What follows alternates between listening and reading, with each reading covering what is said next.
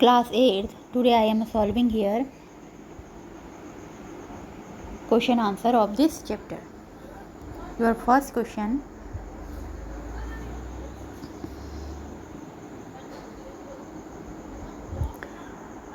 Which of the following can be beaten into thin sheets? आपको नीचे materials दिए हैं, इनमें से किस मटेरियल्स को अगर हम पीटते हैं तो वो थिन शीट्स में कन्वर्ट हो जाता है, वो आपको बताना है। सबसे पहले आपको ये पता करना है कि इन मटेरियल में कौन मेटल है और कौन नॉन मेटल है। आप अच्छी तरीके से जानते हैं कि जो मेटल्स है उनको हम थिन शीट्स में कन्वर्ट कर सकते हैं और नॉन मेटल को हम थिन शीट्स में कन्वर्ट नहीं कर सकते। You very well know the property by which metals can be beaten into thin sheets is called malleability।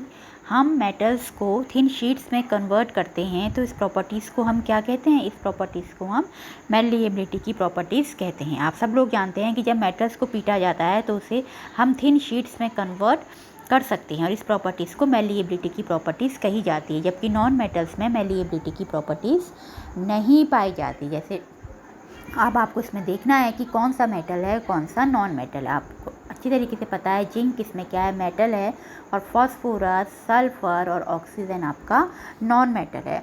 अब इसमें जो फॉस्फोरस और सल्फर है ये नॉन मेटल है और ये सॉलिड फॉर्म में होता है। जब हम इसको पीटते हैं तो these are converted into powdery form, ये पाउडर की फॉर्म में कन्वर्ट हो जाता है। तो इसको हम थिन शीट्स में कन्वर्ट नहीं कर सकते। ऑक्सीजन है वो गैसेस फॉर्म में होता है तो इसको भी हम थिन शीट्स में कन्वर्ट नहीं कर सकते। So your right answer is zinc. Second question, which of the following statement is correct. नीचे स्टेटमेंट दिए हैं, इसमें से कौन सा स्टेटमेंट्स आपका करेक्ट है? Okay, option number 1, all metals are ductile. इसमें कह रखा है कि सारे मेटल्स डक्टाइल होते हैं। What is ductile? डक्टाइल होता क्या है? The properties bye which metals can be drawn into thin sheets in thin wires is called ductility. Okay, the properties by which metals can be drawn into thin wires is called ductility। ductility क्या होती है? इसमें metals को हम क्या करते हैं, metals को खींचकर हम इसके पतले पतले तार में कन्वर्ट कर सकते हैं। इसी प्रॉपर्टीज़ को क्या बोलती हैं? डक्टिलिटी की प्रॉपर्टीज़, डक्टाइल की प्रॉपर्टीज़ कहा जाता है। तो इसमें ये कहा गया है कि सारे मेटल्स में डक्टाइल की प्रॉपर्टीज़ पाई जाती है। मीन्स सारे मेटल्स को हम खींचकर उसके पतले पतले तार बना सकते हैं। तो this statement is false because sodium, potassium and calcium are metals. Okay, sodium, potassium, calcium metals होते हैं, but we can not convert these metals into thin wires. लेकिन हम इन मेटल्स को थिन वायर्स में नहीं बदल सकते because sodium and potassium are so soft, क्योंकि सोडियम और पोटेशियम बहुत मुलायम होते हैं। अगर हम इनको पीटते हैं, खींचते हैं तो these metals are break down. ये मेटल्स क्या होते हैं? टूट जाते हैं और इनको हम थिन वायर में कन्वर्ट नहीं कर सकते। वैसे ही आपका कैल्शियम है, कैल्शियम को हम जब पीटते हैं, इसको खींचते हैं तो क्या होता है? ये पाउडरी फॉर्म में कन्वर्ट हो जाता है। तो ये मेटल्स होते हुए भी इनमें डक्टिलिटी की प्रॉपर्टीज़ नहीं पाई जाती। तो this statement is false. B, all non metals are ductile. इसमें कहा कि सारे नॉन मेटल डक्टाइल्स होते हैं। आपको पहले से ही पता है कि नॉन मेटल्स में डक्टिलिटी की प्रॉपर्टीज़ नहीं पाई जाती। Non metals are very soft, non metals soft होते हैं और इनसे हम पतले पतले तार, थिन वायर्स नहीं बना सकते। जैसे लाइक एस कोल है, कोयला है, अगर आप इसको खींचें, तोड़े तो ये क्या हो जाता है? टूट जाता है, पाउडर फॉर्म में कन्वर्ट हो जाता है और इससे हम थिन वायर नहीं बना सकते। तो नॉन मेटल में ये डक्टिलिटी की प्रॉपर्टीज़ नहीं पाई जाती। C, generally metals are ductile. साधारणतः मेटल्स डक्टाइल होते हैं। Yes, this statement is true. ज़्यादातर मेटल्स आपके डक्टाइल होते हैं, like as gold, okay, silver, copper. Okay, तो these metals are converted into thin wires. इन मेटल्स को हम थिन वायर्स में कन्वर्ट कर सकते हैं। तो ज़्यादातर मेटल्स को हम थिन वायर्स में कन्वर्ट कर सकते हैं। In other words, generally metals are ductiles. साधारणतः मेटल्स में क्या पाई जाती है, डक्टिलिटी की प्रॉपर्टीज़ पाई जाती है, डक्टाइल की प्रॉपर्टीज़ पाई जाती है। तो this statement is true. D statement है Akash, some non metals are ductile, कुछ नॉन मेटल ही डक्टाइल होते हैं, जबकि आपको पता है कि नॉन मेटल में डक्टिलिटी की प्रॉपर्टीज़ नहीं पाई जाती। तो your right answer is C, generally metals are ductile. साधारणतः मेटल, ज़्यादातर मेटल्स क्या होते हैं, डक्टाइल होते हैं।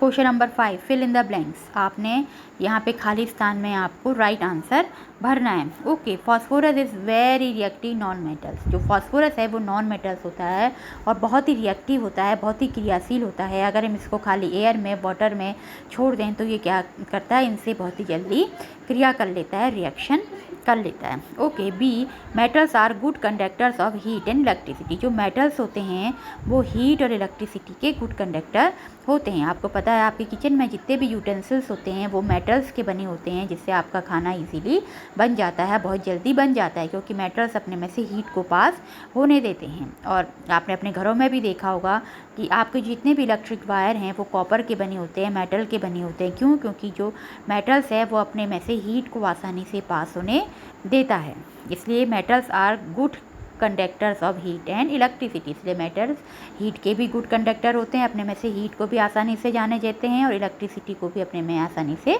जाने देते हैं, इसलिए इनका उपयोग इलेक्ट्रिसिटी के में ज़्यादातर किया जाता है, कॉपर मेटल का उपयोग। Okay, C, iron is more reactive than copper. जिसको रिएक्टिविटी सीरीज़ याद होगी उसको ये अच्छे ढंग से पता होगा कि जो आयरन है वो कॉपर से बहुत ज़्यादा रिएक्टिव होता है। D, metals react with acid to produce hydrogen gas. जब मेटल्स एसिड से रिएक्ट करते हैं, एसिड से क्रिया करते हैं तो हाइड्रोजन गैस को उत्पन्न करते हैं।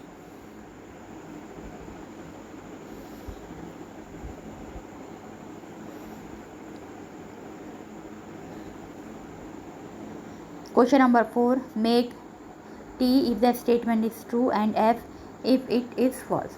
अगर कोई स्टेटमेंट ट्रू है तो उसके आगे आपको टी लिखना है, अगर फॉल्स है तो उसके आगे आपको एफ लिखना है। Okay, A, generally non metals react with acid. इसमें लिखा है नॉन मेटल्स एसिड से क्रिया कर लेते हैं। साधारणतः जो नॉन मेटल है वो एसिड के साथ क्रिया करता है। दिस स्टेटमेंट इज़ फॉल्स, क्योंकि जो नॉन मेटल होते हैं वो एसिड के साथ रिएक्शन नहीं करते, क्रिया नहीं करते हैं। B, sodium is very reactive metal. Yes, sodium is very reactive metal होता है। This statement is true. इसलिए सोडियम को हम एयर में और वाटर में खुला नहीं छोड़ते हैं। अगर हम सोडियम को एयर में और वाटर में खुला छोड़ दें तो ये क्या कर देता है, विस्फोट कर देता है। इसलिए सोडियम को हमेशा हम केरोसिन ऑयल में डुबो कर रखते हैं। Okay, C, copper displace zinc from zinc sulphate solution. इसमें लिखा है कि कॉपर जिंक को जिंक सल्फेट सॉल्यूशन से डिस्प्लेस कर देता है, अलग कर देता है, यानी मीन्स निकाल देता है। तो this statement is false, because copper is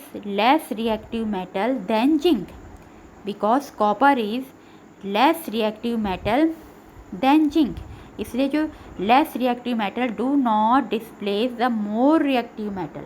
जो लेस रिएक्टिव मेटल है वो मोर रिएक्टिव मेटल को डिस्प्लेस नहीं कर सकता। इसलिए कॉपर जिंक से लेस रिएक्टिव है, इसलिए ये जिंक को जिंक सल्फेट सॉल्यूशन से अलग नहीं कर सकता। तो यहाँ पर आपको दिया है copper displaces zinc from zinc sulphate solution. इसमें दे रखा कि कॉपर जिंक को जिंक सल्फेट सॉल्यूशन से अलग कर देता है, हटा देता है। तो दिस स्टेटमेंट इज फॉल्स, क्योंकि कॉपर क्या है, जिंक से लेस रिएक्टिव है, इसलिए ये जिंक को जिंक सल्फेट सॉल्यूशन से अलग नहीं कर सकता। Because less reactive metals do not displace the more reactive metal. जो लेस रिएक्टिव मेटल होता है वो मोर रिएक्टिव मेटल्स को उसके सॉल्यूशन से अलग नहीं कर पाता है। Okay, D, coal can be drawn into wires. Coal को खींचकर हम वायर्स बना सकते हैं। This statement is false. आपने देखा है कोयले को अगर आप खींचेंगे, तोड़ेंगे तो coal is converted into powdery form. Coal powder form में कन्वर्ट हो जाता है, इसलिए हम इसके वायर्स नहीं बना सकते हैं। So this statement is false. Okay,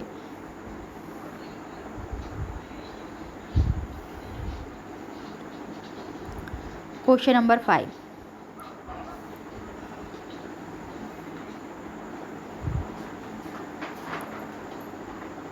question number 5, some properties are listed in the following table. आपको कुछ प्रॉपर्टीज़ यहाँ पे नीचे दे रखी हैं। Distinguish between metals and non metal on the basis of these properties. अब इन्हीं प्रॉपर्टीज़ के आधार पर आपको मेटल्स और नॉन मेटल्स में अंतर दिखाना है कि मेटल्स और नॉन मेटल्स में इन प्रॉपर्टीज़ के आधार पर क्या अंतर पाया जाता है, क्या डिफरेंस पाया जाता है। नंबर 1 प्रॉपर्टीज़ है अपीयरेंस। तो you very well know metals है metallic lustre. Lustre means shine. जो मेटल्स होते हैं उनमें मेटेलिक शाइन पाई जाती है, जैसे like as gold has bright yellow shine, silver has bright white shine, okay, copper has bright brown shine. तो जितने भी मेटल्स हैं उसमें क्या होती है, ब्राइट मेटेलिक शाइन पाई जाती है, उसी को लस्टर बोलते हैं, ओके। जबकि नॉन मेटल्स क्या होते हैं, नॉन मेटल का अपीयरेंस डल होता है, दिखने में डल होते हैं, इनमें शाइनिंग नहीं पाई जाती। Like as coal and graphite आप देखेंगे इनमें ब्राइट शाइन नहीं पाई जाती है, इनमें बहुत कम शाइन पाई जाती है, चमकते नहीं हैं नॉन मेटल्स, ओके, इनकी शाइनिंग डल होती है। Hardness, you very well know metals are hard, like as iron, gold, silver, इसे आप हाथ से नहीं तोड़ सकते। जबकि आपका नॉन मेटल्स है, नॉन मेटल आपके सॉफ्ट होते हैं, लाइक एज ग्रेफाइट हो गया, आपका कोल हो गया, इसको आप आसानी से हाथ से तोड़ सकते हैं, ओके। तो नॉन मेटल्स क्या होते हैं, सॉफ्ट होते हैं। Malleability, you very well know the property by which metals can be beaten into thin sheets is called malleability। वो प्रॉपर्टी जिसमें मेटल्स थिन शीट्स में कन्वर्ट हो जाती है उसको malleability की प्रॉपर्टीज़ कही जाती है। तो मेटल्स में malleability की प्रॉपर्टीज़ पाई जाती है, लेकिन नॉन मेटल्स में malleability की प्रॉपर्टीज़ नहीं पाई जाती, इनको हम थिन शीट्स में कन्वर्ट नहीं कर सकते। लाइक एज नॉन मेटल्स कोल और ग्रेफाइट होता है, अगर हम इसे पीटें तो ये पाउडरी फॉर्म में कन्वर्ट हो जाते हैं, इसलिए नॉन malleable होते हैं, जबकि मेटल्स malleable होते हैं, ओके। नेक्स्ट प्रॉपर्टीज़ है ductility. You very well know the properties by which metals can be drawn into thin sheets is called ductility.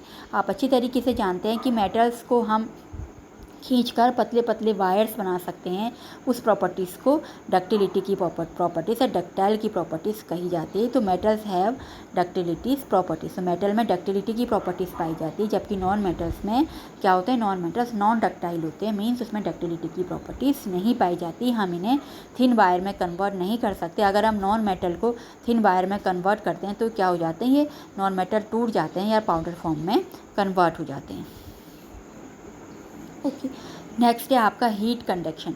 जो यू वेरी वेल नो जो मेटल्स होते हैं वो good conductors of heat, metals heat के good conductors होते हैं, अपने में से हीट को अच्छे ढंग से जाने देते हैं, इसलिए आपके किचन में जितने भी यूटेंसिल्स हो मेटल्स के बने होते हैं, स्टील के बने होते हैं, आयरन के बने होते हैं, ओके। तो इससे हमारे इसमें अगर इन यूटेंसिल्स में अगर हम खाना बनाते हैं तो हमारा खाना आसानी से, बिल्कुल आसानी से और कम समय में बन जाता है, क्योंकि जो मेटल्स होते हैं वो अपने में से हीट को जाने देते हैं। जबकि जो नॉन मेटल्स होते हैं वो हीट के बैड कंडक्टर होते हैं, ये मैंने आपको पहले भी बताया था। जैसे आपका कुकर है, कुकर के हैंडल में आपका क्या लगा रहता है, नॉन मेटल का कवर लगा रहता है। ये नॉन मेटल आपका बेकेलाइट या मेलामाइन का बना होता है, और इसे हम अपने हाथों से पकड़ के गैस से नीचे आसानी से रख सकते हैं, क्योंकि ये अपने में से हीट को पास होने नहीं देता। अगर हम कुकर को दोनों हाथों से कुकर को पकड़ के नीचे रखें तो हम इसे नहीं रख पाएंगे, क्योंकि जो कुकर जो मेटल का बना होता है वो बहुत गर्म होता है, और हमारा हाथ अगर हम कुकर को पकड़कर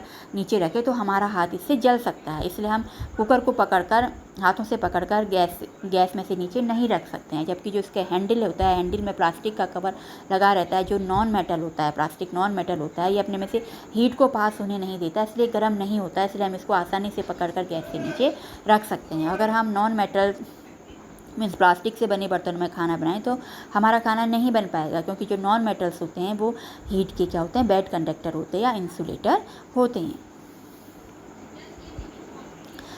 conduction of electricity.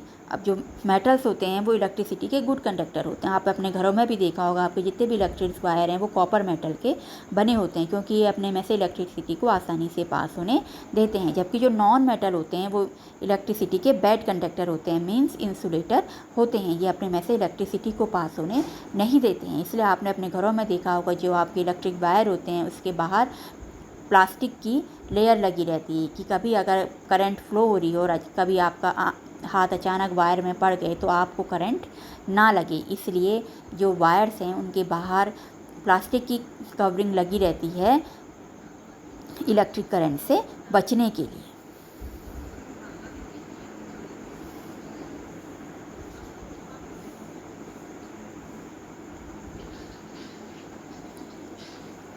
Question number 6, give reason for the following.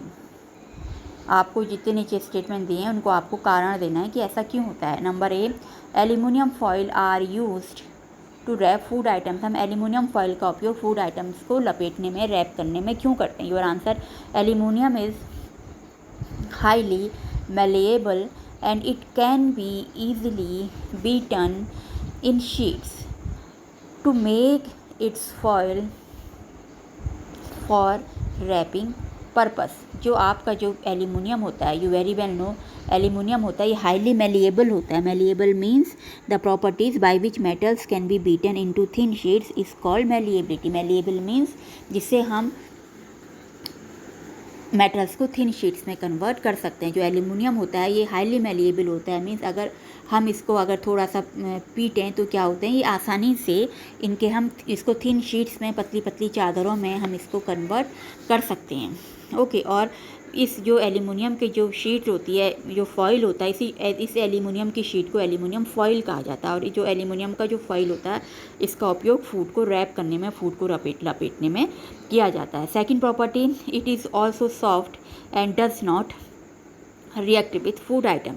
जो एल्यूमिनियम होता है वो बहुत सॉफ्ट होता है, हम इसे आसानी से क्या कर सकते हैं, इसे आसानी से हम थिन शीट्स में कन्वर्ट कर सकते हैं।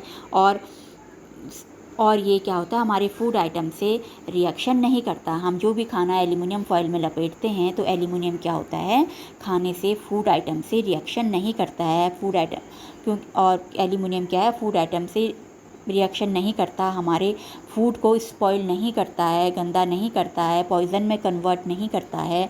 इसलिए एल्यूमिनियम का उपयोग फूड आइटम की रैपिंग में किया जाता है।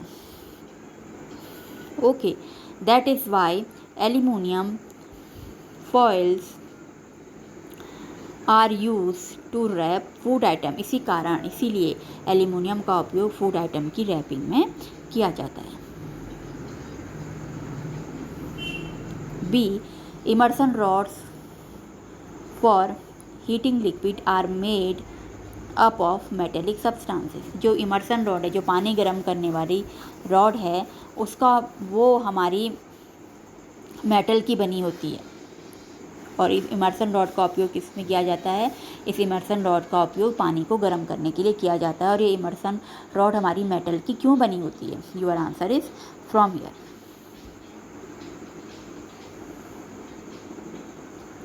Your answer is from here. Immersion rods made up of metallic substances because metals are good conductors of heat and electricity. Okay, they get hot very soon on the passage of electric current and warm the water.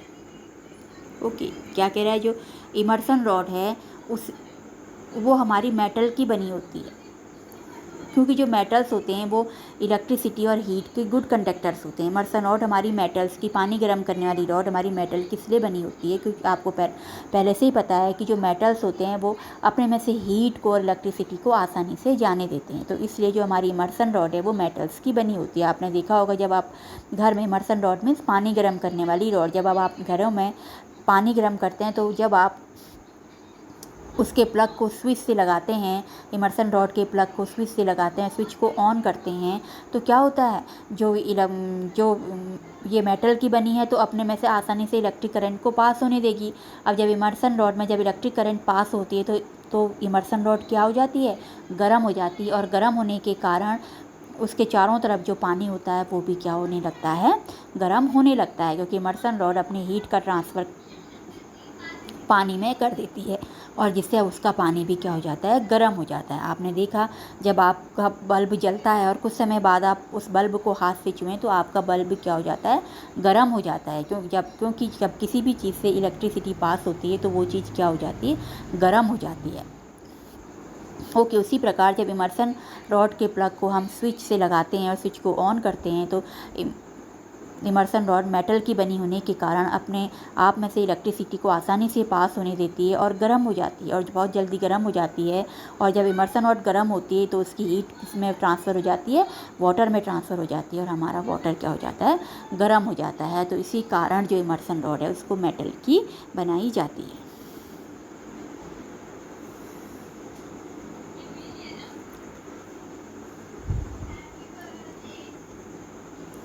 Copper can not displaces zinc from its salt solution. जो copper है, copper zinc को उसके solution से अलग नहीं कर पाता। क्यों? जिसको